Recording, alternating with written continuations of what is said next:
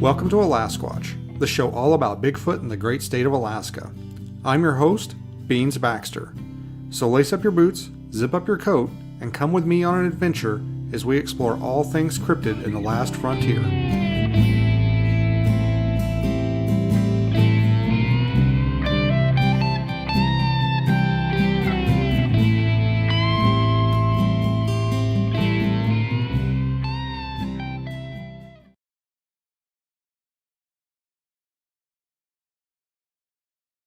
Hey guys, what's going on? All right, so I think I've got this figured out a little bit better than I did last time. Maybe. I don't know. I don't know what the hell I'm doing. So, yeah, here we are. I hope you guys got your tinfoil hats on. So, Grassman says he's got his on. Actually, I think you guys are probably going to be a little disappointed. Those of you that are here for aliens. So yeah, let's get into it. I don't really have anything a preamble or anything to I'm doing fine. Yeah, you're doing fine. I feel like you're trying to talk me. I'm trying to land an airplane or something, and you're all right. You're doing fine, like airplane. Don't call me Shirley. So anyway, I wanted to talk about. Oh, you know what I didn't do? I didn't silence my phone. See, I knew I'd forget something. Look at that. I wanted to talk about the recent. I don't know what you would call it. Would you call it a flap? I guess it's a flap of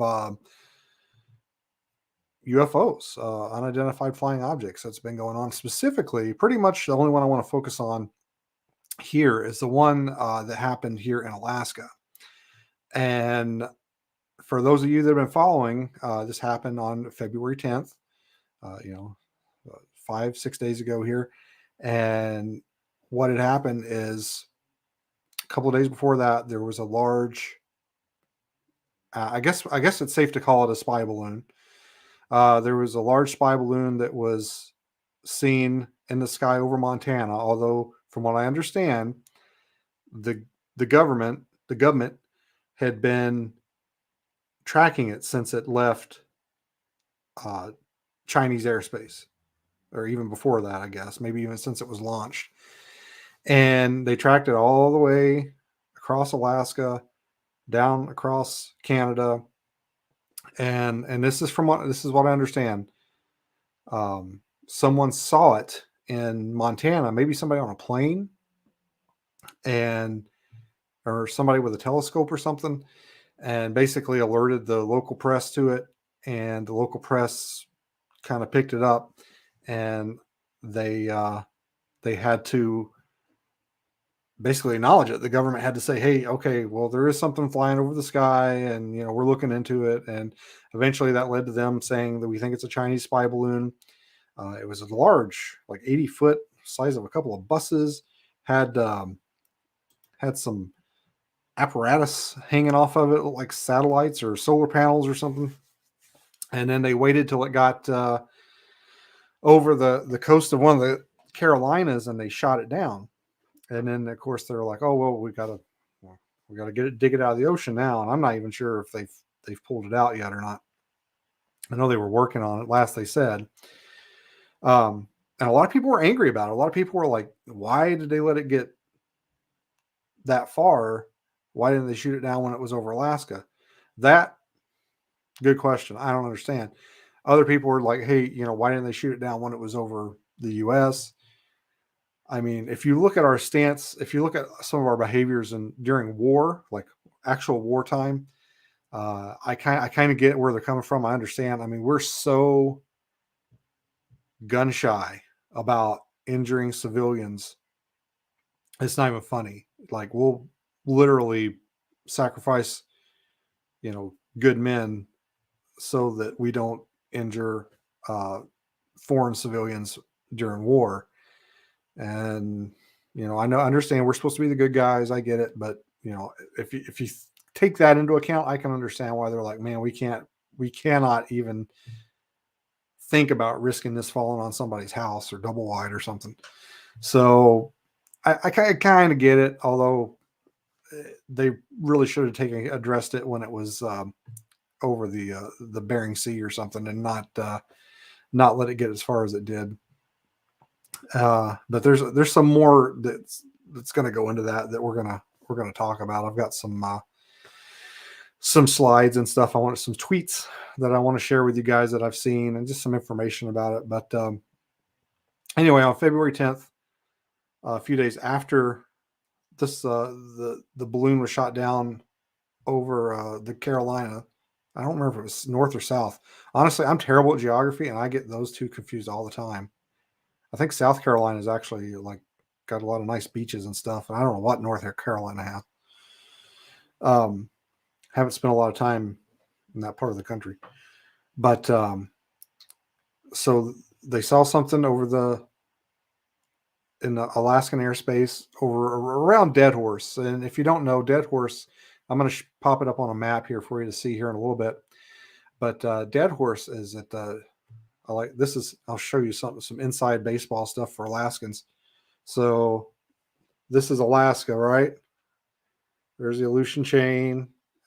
This is southeast where Juneau and all that is.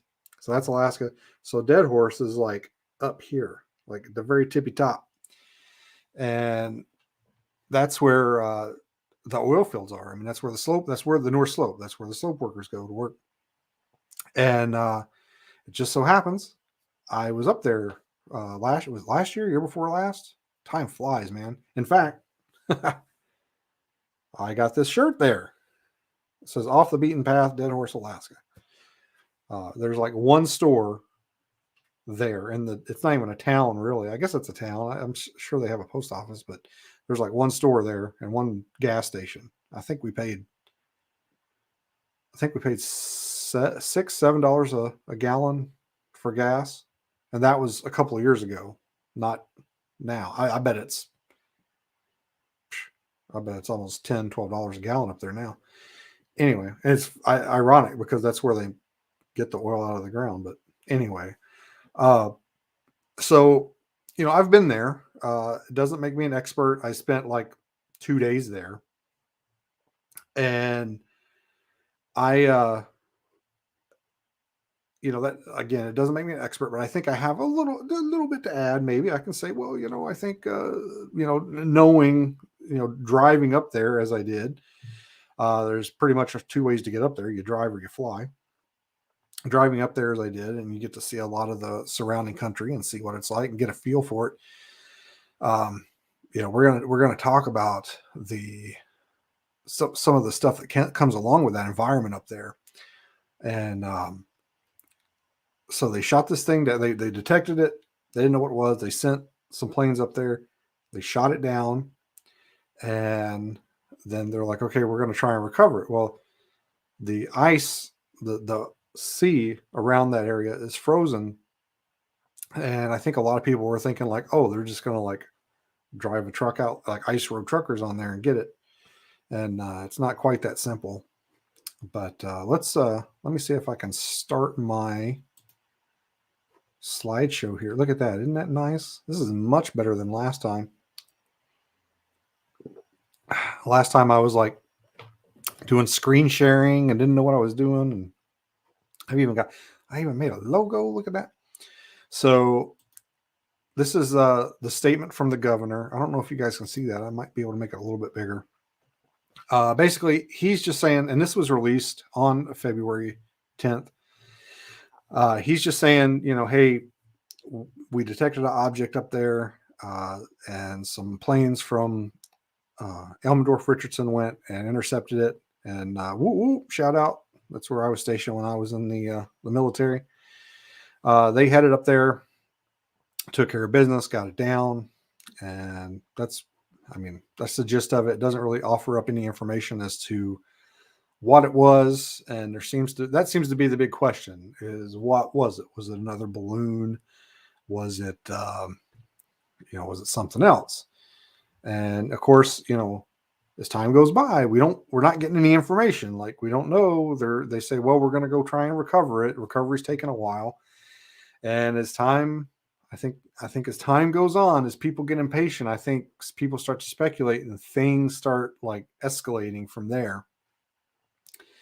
And anyway, here's the map I was telling you guys about. So dead horse up here, the tippy top of Alaska. Keep in mind, I think you guys can see my cursor. All this along here in the Arctic Ocean is frozen, and it's basically like an ice flow. And that's the thing, like it's not all it's solid. It's not solid. This is the ocean. You know, the tide still comes in. The tide still goes out, and it moves around and it breaks up, and it's not that easy to get out there. And I mean, look where it's at. I mean, you're in Dead Horse here. There's one road in, one road out. Um, there's some infrastructure up there. There's some there's some, you know, road maintenance, you know, people that plow the roads, stuff like that. But for the most part, it's pretty much all handled by the oil companies that are based up there. There's not really any, as far as I know, there's not really any government up there. I'm sure the EPA probably has an office or two up there, but it's not like there's an army base up there. Any equipment that they would need to get out, or any air assets they would need to get out there to get to it, would have to come either from Elmendorf Richardson, which is all the way down in Anchorage, which is very far away, or from Fairbanks, near Eielson, or Fort Wainwright. So, I mean, that's a trek to get up there. And then, especially when you're dealing with anything to do, and we're going to get into this a little bit more later too, anything to do with the government, even the military, man. I mean, you're talking about, you got to get approval for this. You got to make a plan for that. You got to have a plan for this. You got to, you know, have personnel that can do that. You got to have personnel that can do this. You got to make a load plan for your equipment you're going to take up there. You know, you can't just throw stuff in, you know, I'm sure they probably don't have a unit on call that's going to be ready to roll out there, and they don't have a UFO pickup unit that's on call probably, that's you know, they're like, oh, we're going to have to go to Dead Horse one of these days. So anyway, that's what I'm thinking. Like, okay, it took a couple of days for them to get up there. I'm sure they probably have it now. We haven't really got any updates. Oh, there's Ryan. He is related. I don't forget how, but he is related to subarctic Sasquatch, Fred Roll. It's good to see you here. But yeah, it's not like they can just run out there, grab it, and be done with it. You know, it takes days. His cousin, that's all right. It takes days to get all the stuff put together, to get teams put together, to get the equipment they need, to get up there.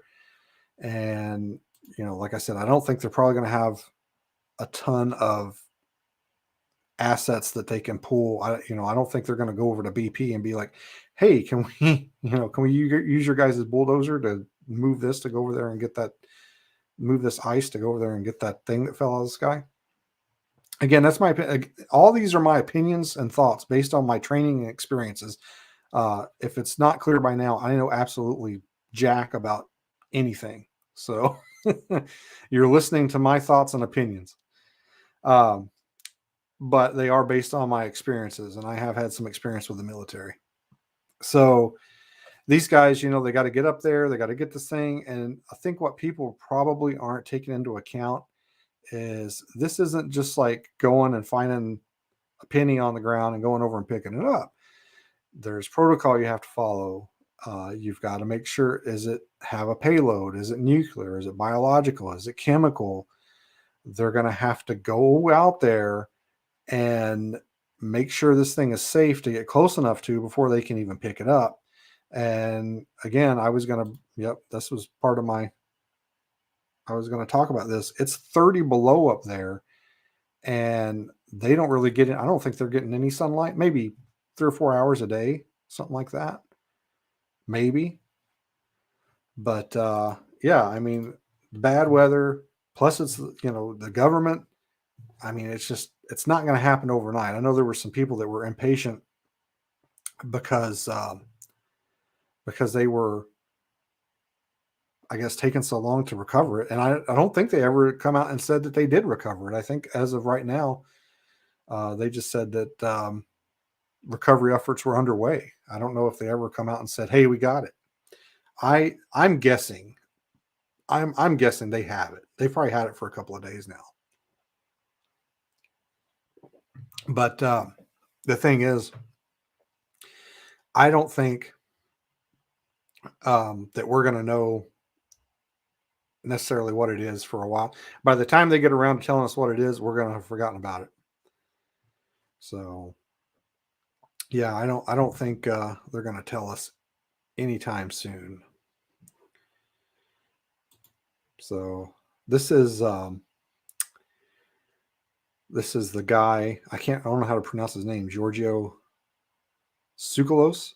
This is the guy from the meme, the aliens meme, and I thought he made a good point here because the media is just going nuts with UFOs, UFOs, UFOs, and Giorgio here. And how bad is it, guys? How bad is it when the aliens guy was? I'm not saying it's aliens, but it's alien. When that guy is the voice of reason. So Giorgio says UFO doesn't mean extraterrestrial. Unidentified flying objects are not necessarily unidentified extraterrestrial objects. Man, that's hard to say. So, and that's what we've been conditioned from media, not necessarily media, but the entertainment industry, to think that anything that's associated with UFO is alien.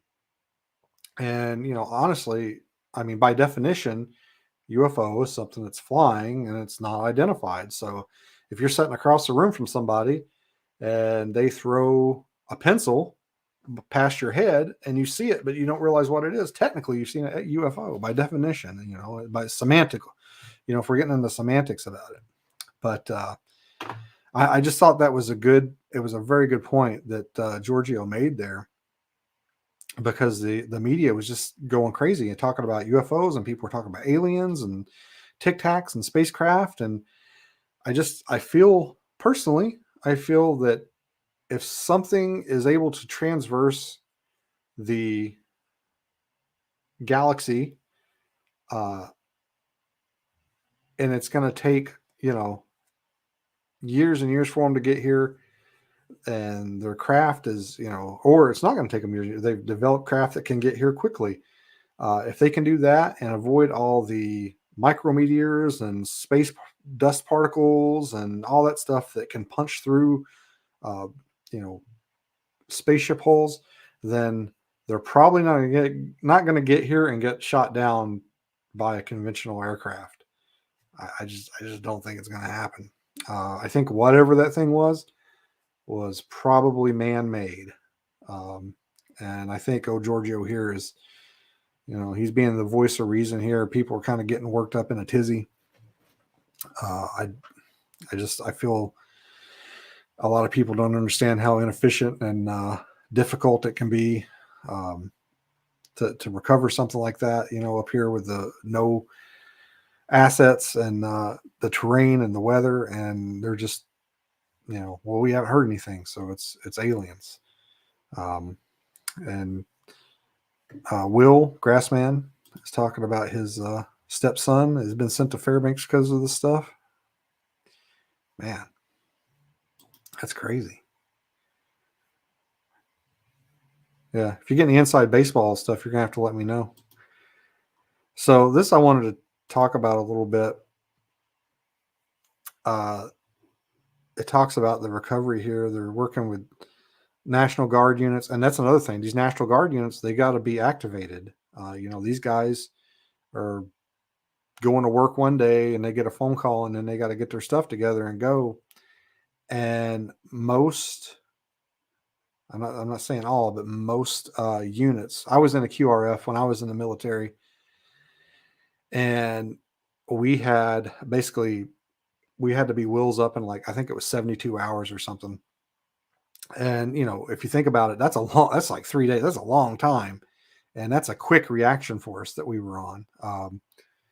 Since the global war on terror, that's kind of the definition has kind of changed to basically somebody that is rapidly deployable outside uh, uh, a forward operating base or something like that. But when, back in my day, when we still wore woodland camo and shined our boots, uh, our version of QRF were basically, because we were a communications unit, if something went down and they needed a communications unit, we were to go and support, whoever they were deploying, like Rangers or infantry or special forces or whoever it was that was going to be going out that needed communications assistance. And like I said, our spin up time was like 72 hours. So, it's not going to happen overnight. They've got to activate those guys, get them geared up, find out what equipment they need, get them out there. And this talks about the recovery activities, the sea ice, freezing temperatures, the limited daylight.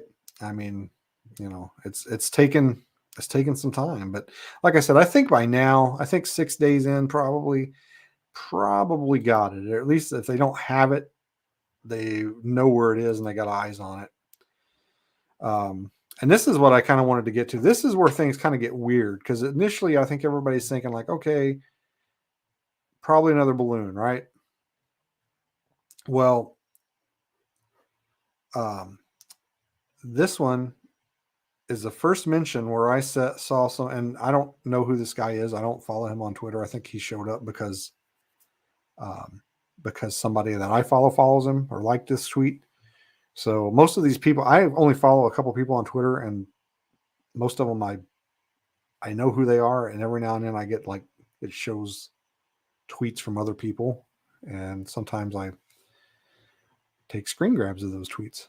But this one said that the pilots from yesterday's events reported objects interfered with their sensors. So this is the first place I saw this, and honestly, when I first saw that, I was like, I don't know about that. Something just didn't seem right about it. I thought, that's probably, and there's no source cited other than it says the pilots. Pilots aren't named. There's no interview with the pilots where they say that. So I was taking that with a huge grain of salt, and I was waiting for more. I just wanted to see more on that, because I didn't feel like there was enough information for me anyway to think, oh yeah, okay, so this object was like interfering with the plane sensors. And then we have, this is Dan Crenshaw. I believe he's representative of Texas. He is a retired Navy SEAL, and he's tweeting. He just got out of a briefing. I don't have the first tweet in this thread, but he's basically tweeting like, "Hey, we just got out of a congressional briefing on these objects," and basically he's saying, "Hey, we don't know what these are. They're calling them UAPs, the unidentified aerial phenomenon, which is pretty much synonymous, I think, with UFO. I feel like, UFO is like Bigfoot and UAP is like Sasquatch, if that makes any sense. Like UFO is kind of the more pop culture alien, like, ooh, and then or UAP is more professional. Does that make any sense? Like a little bit more like serious. So, in this tweet thread, he talks about how the UAPs, they didn't have any signals or navigation lights. They were in FAA commercial zones, and which, that's a big no-no. You have to file a flight plan basically anymore to fly a drone. So these things were all just floating around willy-nilly, and who knows what would have happened. There's a lot of air traffic in and out of Dead Horse with the workers coming in and out. And I guess they felt they were a threat to air traffic, and that's one of the reasons why they took them out. Um, now my first thoughts when I heard about this, and I heard about this thing over Dead Horse, my first thoughts went to, well, it's the oil, it's the oil fields, it's the slope, it's the oil. I'm thinking they're trying to get uh, a peek at the oil fields and at the infrastructure there. That's kind of where my mind went. I haven't seen anybody else mention that. I haven't seen anybody else really talk about that. Not saying that they haven't. It's just I haven't seen it, and I kind of think that's weird. How it's one of our most important resources, and this thing's up there floating around by one of the biggest producers of that resource, and nobody really seems to.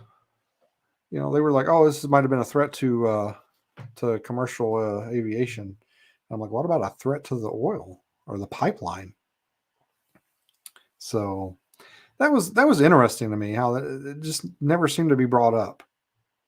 Maybe I shouldn't be talking about it. Maybe they're in the vein of like, "Oh, let's not give them any ideas."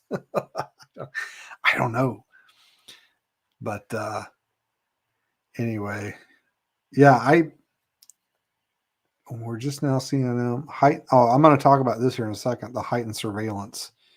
Um, so they're telling us that now all of a sudden they're just seeing these things because they tweaked the radar. Now I think here this next slide I think talks about it a little bit more. Yeah. So this gentleman, he says, in light of the People's Republic of China balloon that we took down last Saturday, we've been more closely scrutinizing our space at these altitudes, including enhancing our radar, which may at least partly explain the increase in objects we detected over the past week. So just think about that just for a second. Basically, this guy is saying, oh, we didn't have the balloon mode turned on our radar. We didn't know our radar had to be set to pick up balloons, and whoops. And that just floored me. And again, remember how I was talking about how the people put the military up on a pedestal and think that it's um, just this great well-oiled machine, and then somebody says something like this, and I'm kind of like, yeah, that doesn't surprise me. And other people are like, what are you talking about? We don't have a balloon setting on the radar. um, and as far as like theories, man, I've seen a few theories floated around, but I haven't really seen any that kind of like, one of the things I thought of, because we had the big one that they shot down, and then they shot another one down here in Alaska, and then they shot another one down in the Yukon, I believe, and another one over like Lake Huron or something, all within like 5-6 days, something like that, maybe not even that long. And the first thing I thought was like, are they like trying to find out what we're going to do? Like, are they going to get us used to like, oh, well, there's another one, we got to shoot it down. There's another one, we got to shoot it down. And then they're going to put something in one that, they're going to put something in there, and then it's going to float, and we got to shoot another balloon down. And then we end up like blowing up half a state or releasing something into the air. And that's kind of what I was wondering. Like, are they conditioning us to like, we're so used to like swatting these things down that they're gonna put something in one that maybe we don't want to unleash. Again, back to my earlier remarks about like, you can't just run out there on the ice and pick this thing up. You've got to make sure it's not radioactive. You got to make sure it's not chemical or biological. They've got stuff going on. And Fred or Ryan, I'm sorry, just mentioned the Ohio and Michigan trains, and a lot of people are saying that this story, the UFO story, was being basically trumped up. Well, not trumped up, but just they really focused on it, like really focused on to cover up the train derailment in Ohio. And this isn't a show about that. I'm not going to go off on a tangent about it, but if any of you guys are watching or listening and you haven't heard about this train derailment in Ohio, I believe the name of the town is East Palestine. Uh, you should really look into it. You should educate yourself on that, because there's some shady stuff going on with that. Basically, this train got derailed in Ohio, carrying some really bad stuff, and I guess like in true, I remember the people I was in Oregon that they blew up the whale. I guess they were like, we don't want this stuff getting into the soil or something, so they blew up the train car, and there's just like this huge toxic cloud floating around down there, and almost zero media attention, almost none. And meanwhile, these UFOs and UAPs were in the news cycle almost constantly during that time. So again, I don't know. I don't know if it was like, let's focus on this to detract from that, because I mean, all they have to do is just not cover it. So I don't know if it's like a bait and switch. I don't feel that way. I almost feel like they think, hey, this is more entertaining. Like, what do people, people want to know about UFOs, and they want to like speculate and stuff like that. So I think maybe they just kind of took this UFO thing and kind of went with it and started talking about aliens and stuff, and people got enamored with it. There's been several other train derailments too, and people are kind of getting like, I wonder what's going on. I think there's something kind of fishy going on. Honestly, I don't, and I'll tell you why. Because there's a lot of train derailments. Like, you guys, it's in the news now because of the bad one in Ohio. But there are a lot of train derailments, guys, like a lot. And I never thought, I thought, oh, maybe there's a couple of trains that get all derailed, every year, maybe 5 or 6, something like that. And then my wife and we started watching these dash cam videos, and she loves them. She loves watching accidents, stuff like that. And I'm telling you guys, like, for reals, like, there, in every probably 5th video, there's a video of a train hitting a vehicle and getting derailed, or some kind of train accident. I thought people getting like stuck on tracks was like super rare. I don't know. I guess it's on me, because I thought people were smarter than this. But I thought it was like a super rare occurrence, like almost never happened. No, happens all the freaking time.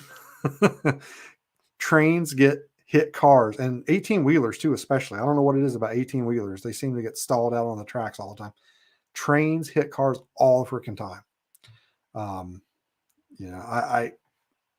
I just think it's kind of the big thing now. Like, oh my God, this train got derailed, and this train, and a couple of them did get derailed that were carrying hazardous materials.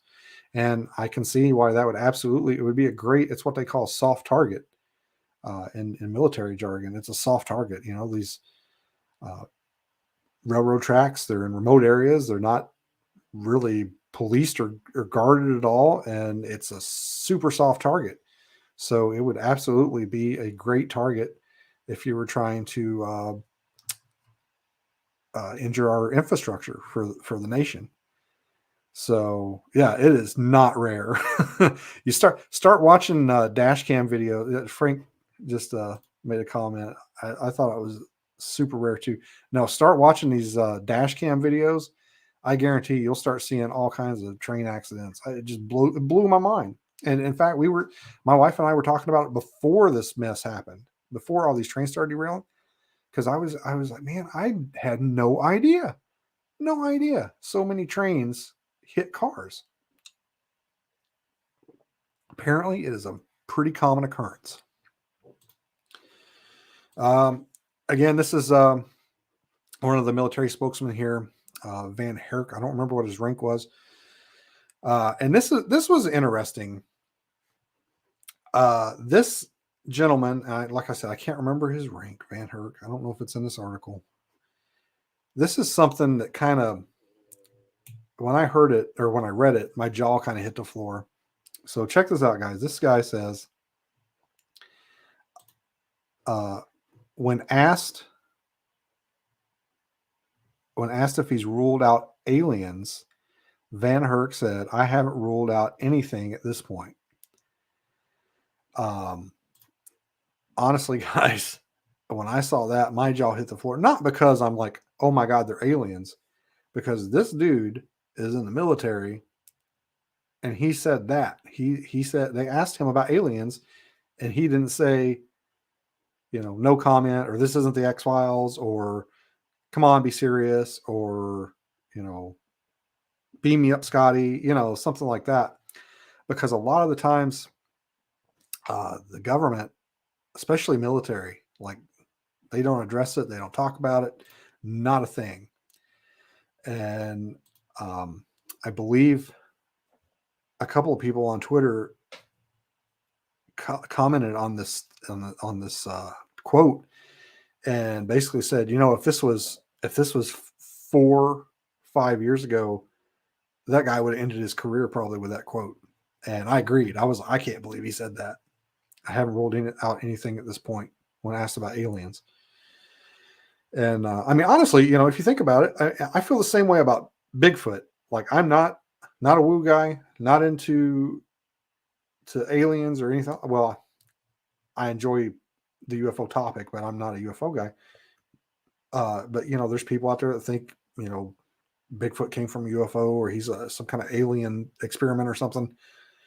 And I don't think that's the case, but I mean, I don't know. I don't know what Bigfoot is, so maybe, haven't ruled it out. I mean, but yeah, I can't believe that that guy said that. And I can't remember I can't remember what branch he's in. Maybe that's what it is. Maybe he's in the Air Force, and they have a little bit more leeway with that. Yeah. You think we would hear something from the Space Force? I don't even know if the Space Force is still like a thing. Like, I know they were formed under the Trump administration, so that might be something that maybe the current administration has decided that we don't really need, or they've been defunded along with the police or something. I don't know.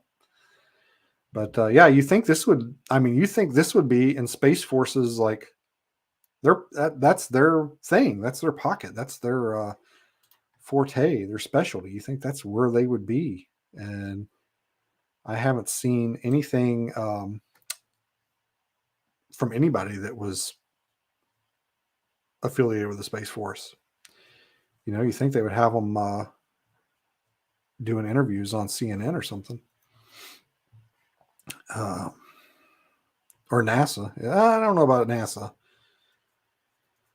I don't know if this would fall under NASA's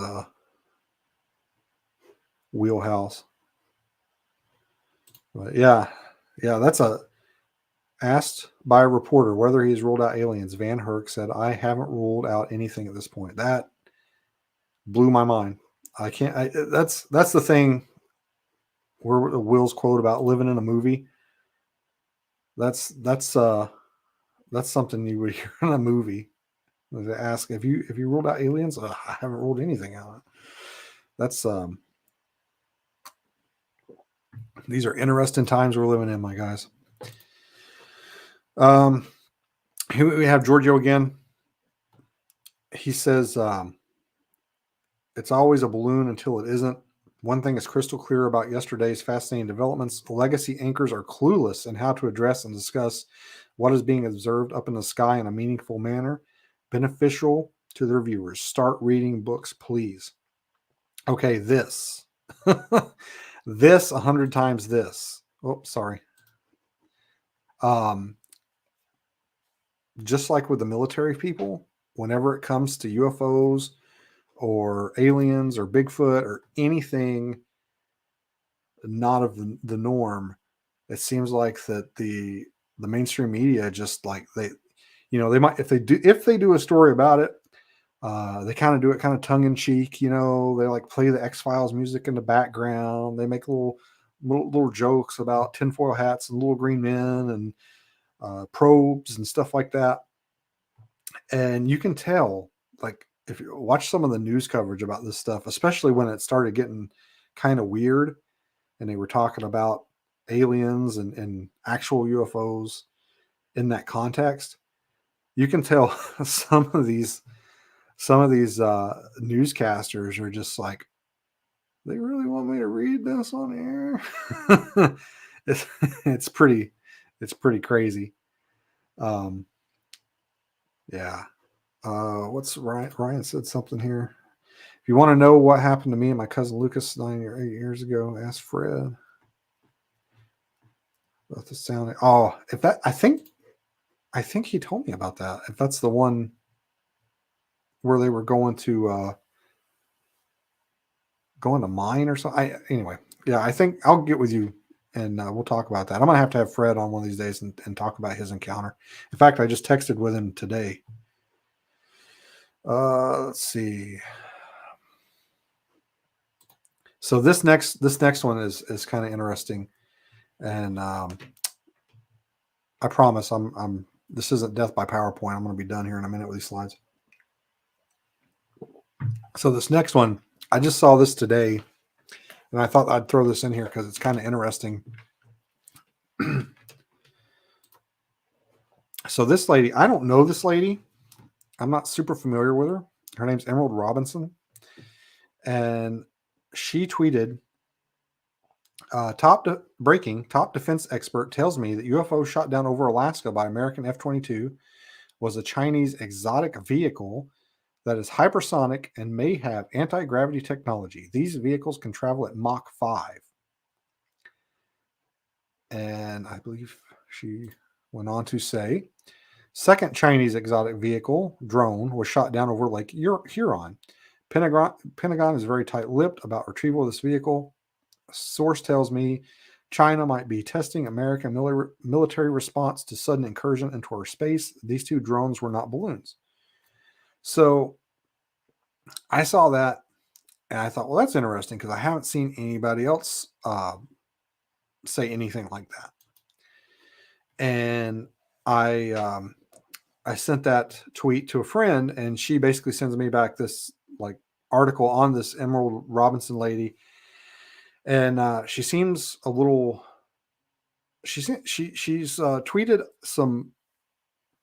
I don't want to say crazy, but some pretty far out there stuff. She's tweeted some stuff out there that I'm like, I don't know about this. And I don't want to get too far into it because if I say certain words, I'm afraid that I'm going to get banned from YouTube or the video is going to get taken down. And that should tell you something right now about the times we're living in where I'm afraid to say something, and not even bad words. I'm afraid to say regular, normal words on this broadcast because I'm afraid I'm going to get taken down. But anyway, she had some pretty, we'll just call them eccentric stories that she wrote about. And I think she might have even gotten taken off Twitter. I think maybe Elon might have put her back on. I didn't get too deep in the woods on it. But basically, the friend I sent the tweets to was kind of poo-pooing what she was saying because of some of the stuff that she's wrote about in the past. And honestly, when I heard about that, I was like, yeah, okay, maybe this lady's a little, maybe she's kind of like pretty eccentric here, and she's just talking crazy stuff, right? I mean, exotic vehicles, what is hypersonic anti-gravity technology? I mean, that it doesn't sound insane, but it doesn't necessarily sound grounded and down to earth, does it? So I read that and I was like, huh, okay, whatever, lady. But check this out. There's a video, and I don't have. I will put a link to this video in the description on the podcast. So if you listen to this on Spotify or something, you'll be able to link right to it. Otherwise, I'm going to tell you the name of the video so you can find it. And this is a video that was posted by CNN. So, I mean, CNN I mean, I know regardless of what you think about them, it's a mainstream network. Okay, this video was put up by CNN 4 days ago, and this is the name of the video is "Hear What Pilots Said About Mysterious Object Shot Down Near Alaska." And I was going to talk about this video anyway during the show because in the CNN video they talk about the instrument disruption and how this thing seemed to mess with their communications. And I thought that was pretty interesting because that was the first like real mainstream reference to that I'd seen. Like I said, I the first time I saw it, I was like, it doesn't cite any sources. They don't name the pilots. Excuse me. I was kind of like, I don't know about that. It doesn't feel organic. It doesn't feel true. So here's CNN posting a video stating the very same thing, that the pilots were saying that it was interfering with their instruments. But that's not what got me, like, that's not what made my jaw hit the floor. So check this out, right? Miss Emerald Robinson here says that these are exotic vehicles that are Chinese and they can travel at Mach 5. So at the end of the CNN video, right, toward the end, they bring in this guy who's former CIA, and I cannot remember his name. If you watch the video, it's like a 6-minute long video, and the last like 3 minutes or something, or this ex-CIA guy coming on, and they're questioning him about it. And he's talking about like, yeah, it could be Chinese balloons. It could be, espionage spies. It could be the military. And it might even be because we were getting ready to meet with China. The U.S. was like about the time this whole spy balloon thing took off. And he was kind of commenting on how like, well, the section of China that runs the economic portion that wants to be friends, that wants trade and everything with the U.S. isn't necessarily the same as the military. And it could be the military kind of doing their own thing. The military might be like, we're gonna crush America, and then the other side of the government's kind of like, oh no, we want America's money, so we're gonna be friends with them. So it might, one hand might not know what the other hand's doing, that kind of thing. And he's going on and he's talking about that a little bit. And here it comes. I do have a point. I'm getting to it. So at the end of the story, like right before they cut, they kind of ask him like, oh, have you ever, experienced anything like this before? You ever seen any spy balloons or whatever before? And he says, we saw a lot of weird stuff back in my days in the agency. He says, one time we saw this unknown object on radar, and it was traveling at Mach 6, and we never could figure out what it was. So we just had to shelve it and just kind of walk away from it. And I just thought that was like, wow, that's a weird idiosyncrasy there. Look, this lady's talking about this exotic craft that can travel at Mach 5. And then this ex-CIA guy is talking about these mysterious blips they had that could travel at Mach 6. I don't know. Is it connected? Will said everything's connected a while ago. So kind of blew my mind a little bit. I'm like, is she actually onto something? I mean, it's suspect. She doesn't name her source. A story's usually only as good as its source. But still, that's just a really, really strange idiosyncrasy. Yeah. And Will says, what if they're ours? So here's something that another kind of theory that I haven't really seen thrown out there, that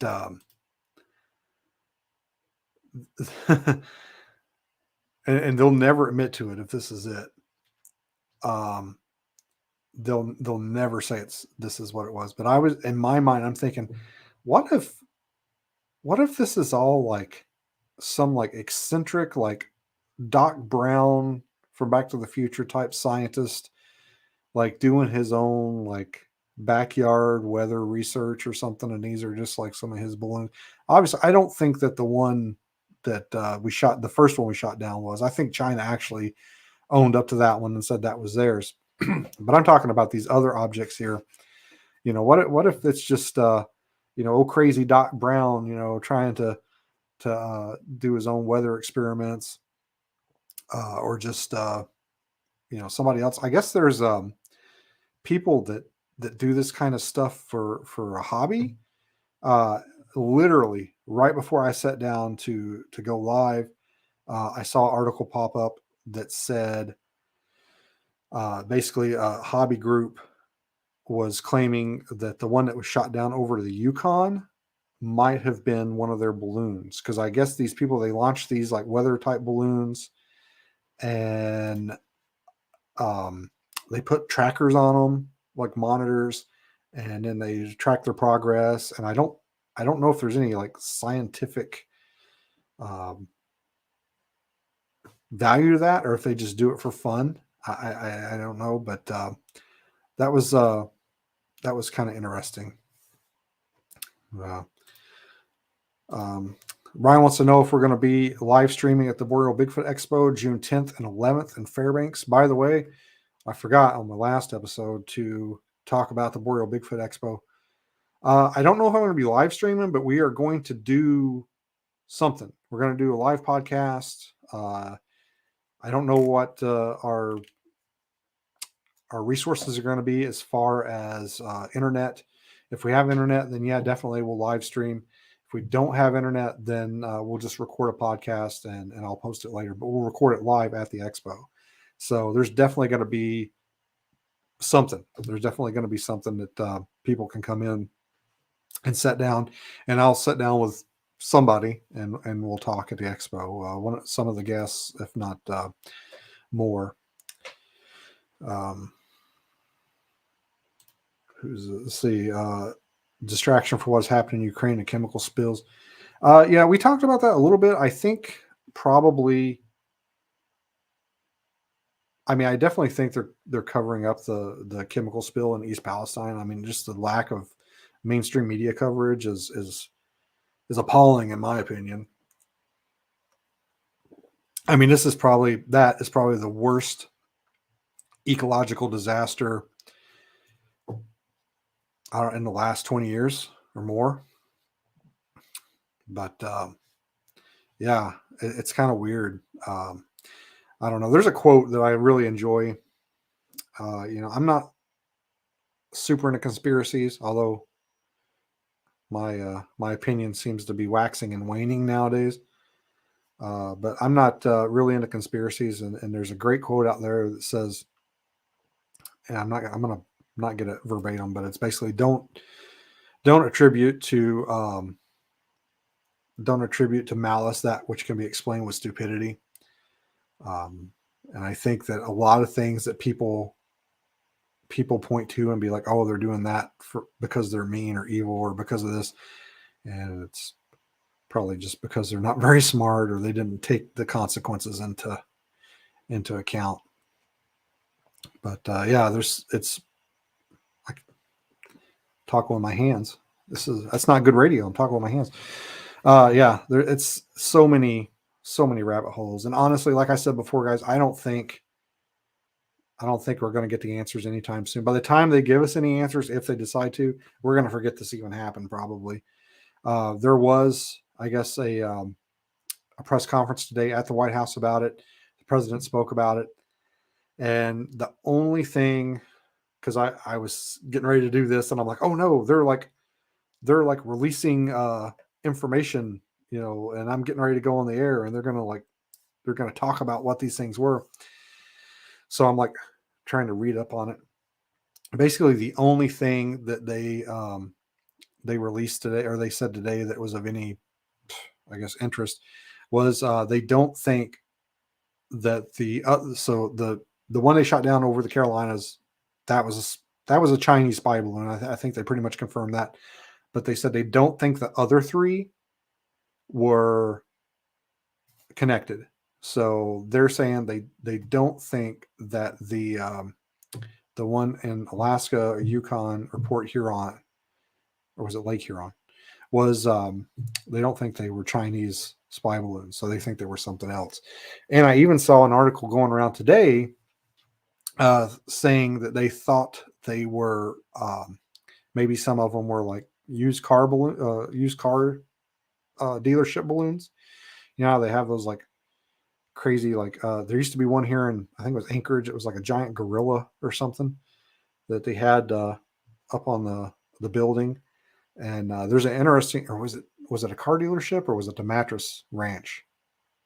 I think it was a mattress ranch. And he had this like giant gorilla King Kong inflatable thing up on the building. And I think and this is, yeah, I'm getting sidetracked, but I'm going to tell you guys this story. And some kids were trying to steal it one night. Like they got up there and were like trying to cut it loose. And the owner of the establishment shows up and like shoots one of the kids, kills the kid, like kills him dead. And I don't think he got any jail time over it, or very little. But yeah, that's some Anchorage lore for you guys. Ryan wants to know how old I am. I am 45. So coincidentally, that's my favorite caliber of gun. And if you guys didn't know, February 14th was the anniversary of William Moses Browning getting the 1911 patent, which is my favorite handgun. So, I better be careful. I don't even know if I can talk about pew pews on here. I might get deleted or canceled. But yeah, those are kind of my thoughts on it. I mean, I don't know what it was, guys. I like the exotic vehicle theory, and I like that little idiosyncrasy with the CIA guy that kind of like, oh, they were going about the same speed. That's kind of weird. I like that. But then again, I think if this was an exotic vehicle that can travel that fast, how did it get shot down by a conventional fighter plane? But you know what they say, even a blind squirrel finds a nut every once in a while. So maybe that was some kind of weird exotic vehicle up there snooping around the oil fields, which if you think about it, the one shot down over the Yukon, I mean, what's over the Yukon? I've drove through it. I don't think there's much there. Port Huron or the Lake Huron, I don't know anything about that. I don't know if there's anything of tactical value that would be gained from that area. But definitely the Dead Horse, the North Slope area, that area is definitely of interest to people that may not want to be friendly to us, especially, if they want to perform some kind of attack or sabotage or something like that. And honestly, I've been up there and I don't think, I mean, there's like one police officer there, maybe two, I think, and they rotate. It's like they do 2 weeks on, 2 weeks off or something. And they have their private like security guards up there that like watch the gates and stuff. But as far as like anything more hardcore than that, I don't know that they have. I mean, I don't know. You might go up there and like drive a couple of feet too close to the pipeline and the men in black will swarm you. I don't know. But as far as I know, the security up there is a little sparse. Hopefully I'm not giving away like secrets of state or anything. All right, guys. Well, I've almost hit that hour mark. I think I'm going to call it a show. I really appreciate everybody that tuned in. We are going to be having the Boreal Bigfoot Expo June 10th and 11th at Fairbanks. If you go to borealbigfootexpo.com, tickets are on sale now. We're going to have some great speakers. Jeff Meldrum, Rob Roy. I think Rob Roy is going to be making his Bigfoot conference debut. He's going to talk for us. He's going to be there with his art. Red Grossinger is going to be there from Canada. Jonathan. I don't know if we've announced. Well, yeah, we have. It's on the poster. Jonathan Redbird Dover is going to be there. If you've seen the Unsolved Mysteries episode about the Navajo Rangers, he's going to be there. Fred Roll's going to be there from Subarctic Sasquatch, the YouTube channel. He's going to have some cool encounters for us. He's going to talk for us. I'm going to be there. I'm going to talk about probably Port Chatham and a couple other things. And yeah, we're going to have a good time. There's going to be some more speakers, but we'll talk about those later. We're going to be doing a show here on Alasquatch all about the Boreal Bigfoot Expo. We're going to do it a little bit closer to time for the expo, but the tickets are on sale now if you want them. If you're going to be in the Fairbanks area on June 10th and 11th, you can go and buy your tickets now. You never know. They could sell out. We're going to really hit the advertising this year and get some newspaper ads taken out. And I think there's already radio spots playing up around the Fairbanks area. So, you might want to buy your tickets now before they sell out. Other than the Boreal Bigfoot Expo, you can head by my website, alasquatchpodcast.com. You can buy yourself an awesome Alasquatch hat like this one that I'm wearing now. You can buy an Alasquatch t-shirt. You can buy autographed copies of my books, and I will ship them to you from this room right here in Alaska. And I'll sign them and personalize them for you if you want. And that's it, guys. I think I'm going to get off here. Thanks so much to everybody that listened. If you enjoyed what I said, please like, subscribe, share. And remember last time, if you were watching last time, I was like, man, I need some kind of sign off. I need a catchphrase or something. I think I got one. I'm going to try it on you guys. I'm going to try it. And you guys tell me afterwards what you think. But check this out. Thanks for listening to the first cryptid podcast and the last frontier. What do you think about that, huh? All right, guys. Good night.